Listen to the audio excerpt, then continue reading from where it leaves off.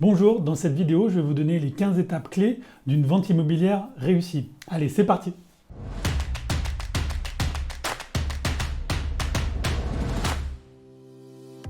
Donc la première étape, en fait, ça va être d'évaluer vos besoins. Ça va être comment vous voyez les choses. Est-ce que vous avez besoin de vendre votre bien avant d'acheter ou est-ce que vous voulez acheter avant de vendre? Est-ce que vous allez avoir le temps de vous occuper de la vente de votre bien?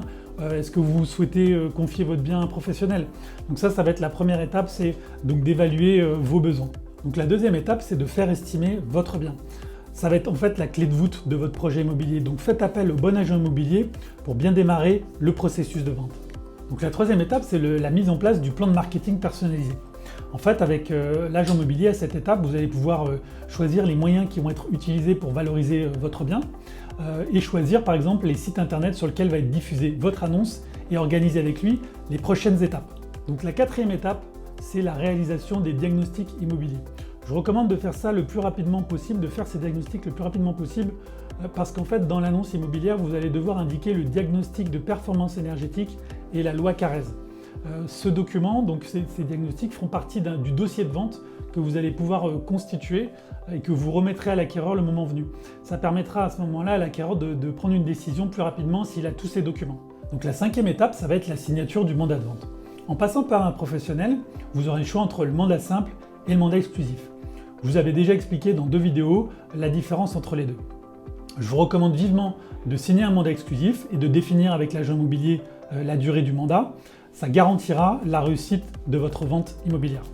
La 6e étape, ça va être de bien préparer votre bien avant la vente. Pour ça, je vous invite à télécharger mon guide immobilier de 22 pages dans lequel je vous donne plein d'astuces pour bien préparer votre bien avant la vente. Bon, maintenant que vous avez signé votre mandat, que vous avez préparé votre bien à la vente, vous allez pouvoir commencer les visites. Donc ce que je vous recommande pour les visites, c'est de vous mettre en retrait. N'oubliez pas ça, n'intervenez pas pendant les visites. Si vous passez par un professionnel de l'immobilier, je vous recommande de ne pas être présent en fait, pendant les visites immobilières. Ça va permettre aux acquéreurs de pouvoir s'exprimer et de nous faire un retour sur le ressenti. Donc voilà, idéalement, allez faire un petit tour, mais ne restez pas présent pendant les visites immobilières. Donc voilà, vous avez fait des super visites immobilières. Donc si votre bien est en phase avec les prix du marché, vous devriez recevoir des propositions d'achat. Donc si je peux me permettre de vous donner un conseil, il faut absolument qu'elle soit faite par écrit. N'acceptez aucune proposition par SMS ou par oral. Veillez toujours à ce qu'elle soit faite par écrit. Pourquoi? En fait, c'est parce que ça va être plus engageant pour l'acquéreur. Vous aurez toutes les informations indiquées sur la proposition d'achat. Donc veillez à ce qu'elle soit faite par écrit. Donc la 9e étape, ça va être la validation du financement de l'acquéreur. Alors super bonne nouvelle, vous avez reçu votre proposition.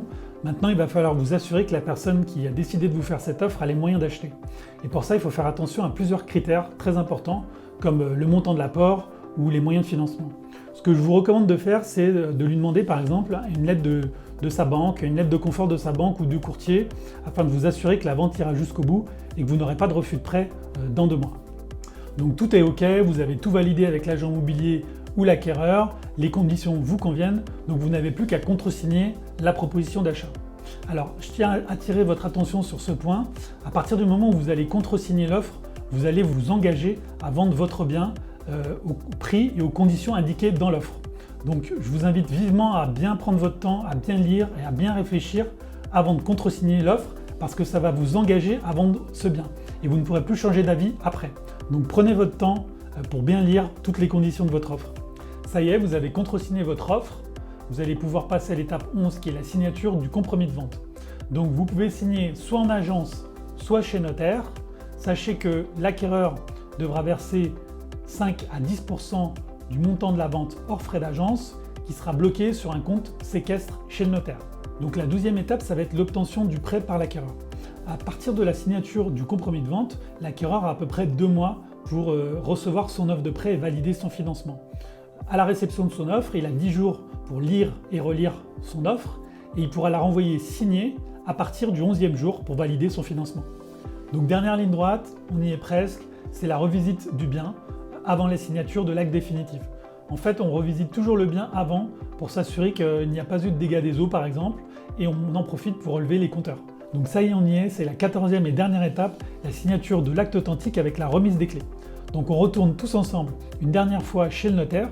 À cette occasion, le vendeur transmet définitivement ses droits de propriété à l'acquéreur et le notaire en profite pour faire ce qu'on appelle une régule des charges et de la taxe foncière au prorata. Voilà, vous connaissez les étapes clés pour réussir votre vente immobilière. N'oubliez pas que faire appel à un professionnel de l'immobilier est souvent la meilleure option pour conclure la vente dans de bonnes conditions.